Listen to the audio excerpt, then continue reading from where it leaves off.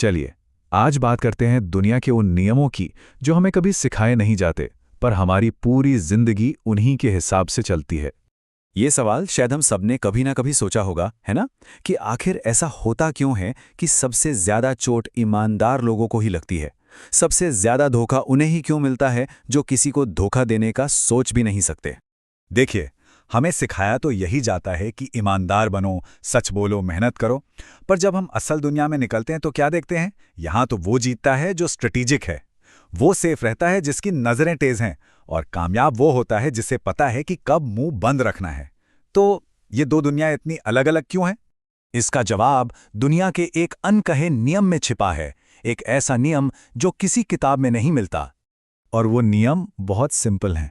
वो ये है कि ये दुनिया अच्छाई के भरोसे नहीं चलती, ये चलती है समझ से। और ये समझ किस चीज़ की? इंसानी फितरत को उसकी असलियत में देखने की। जो ये देख लेता है वो फिर धोखा नहीं खाता। इसी समझ को, इसी सोच को मैकियावेलियन थिंकिंग कहते हैं। अब मैं जानता हूं कि ये शब्द सुनने में थोड़ा डरावना लग सकता है, लेकिन इसे एक हथियार की तरह नहीं, बल्कि एक नक्शे की तरह देखना बहुत जरूरी है। एक बात हमेशा याद रखनी चाहिए कि ये दूसरों को चोट पहुंचाने का कोई हथियार नहीं है। अरे, ये तो बस उस दुनिया का एक मैप है जिसमें हम सब पहले से ही जी रहे हैं, बस शायद उसे ठीक से पहचान नहीं पा रहे हैं। तो फिर मैकियावेलियन सोच असल में है क्या? सीधी सी बात है, ये क्रूरता नहीं बल्कि स्पष्टता है, क्लैरिटी है। ये दुनिया और लोगों को वैसे देखने की काबिलियत है जैसे वे हैं, ना कि जैसे उन्हें होना चाहिए। और ये जो नक्शा है ना, ये हमें इंसानी स्वभाव की उस गहरी सच्चाई तक ले जाता है जिसे हम अक्सर अनदेखा कर देते हैं।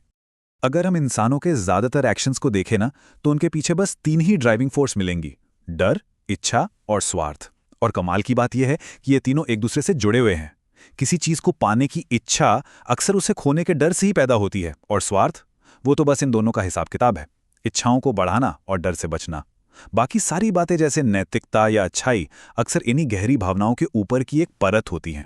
और जो बात इसे और भी कॉम्प्लिकेटेड बना देती है वो ये है कि लोग अपने स्वार्थ से लिए गए फैसलों को भी अच्छे और नैतिक शब्दों से ढक लेते हैं। मतलब वो खुद को ये यकीन दिलाने में माहिर होते हैं कि जो उन्होंने किया वो बिल्कुल सही था।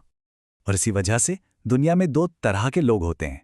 एक वो जिन्हें पता है कि एक खेल चल रहा है, और दूसरे वो जिन्हें ये मालूम ही नहीं है कि वो किसी खेल का हिस्सा बन चुके हैं। फर्क सिर्फ अवेयरनेस का है, जागरूकता का है। और इस खेल में जो असली ताकत है ना, उसका मनोविज्ञान भी बिल्कुल अलग तरह से काम करता है। जब हम पावर के बारे में सोचते हैं तो दिमाग में क्या आता है? चिल्लाना, डराना, धमकाना, ऑर्डर देना, है ना? पर ये सब, ये सिर्फ पावर का दिखावा है। असली ताकत वो तो शांत होती है, वो स्ट्रेटेजिक होती है, वो किसी को मजबूर नहीं करती, बल्कि ऐसे हालात बना देती है कि सामने वाला खुद ही वो करने लगता है जो आप चाहते हैं। ये एक बहुत गहरी सच्चाई है कि कंट्रोल हमेशा सामने से नहीं आता। कभी कभी सबसे ज्यादा पावरफुल इंसान वो होता है जो पर्दे के पीछे शांत रहकर सिचुएशन को अपनी दिशा में मोड़ देता है। तो अब सवाल ये उठता है कि इस ज्ञान का, इस समझ का नैतिक रूप से क्या किया जाए, इसका इस्तेमाल कैसे हो?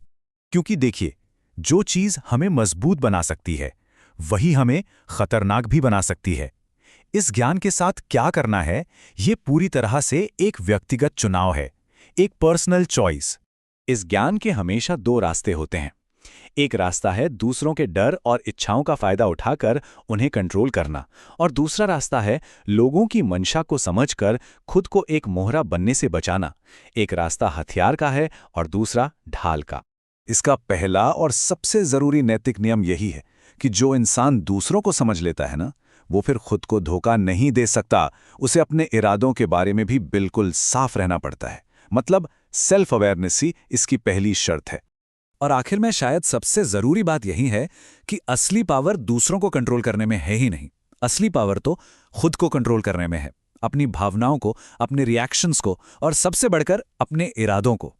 ये समझ, ये हमें दुनिया से लड़ना नहीं सिखाती, बल्कि इसमें सही तरीके से जीना सिखाती है।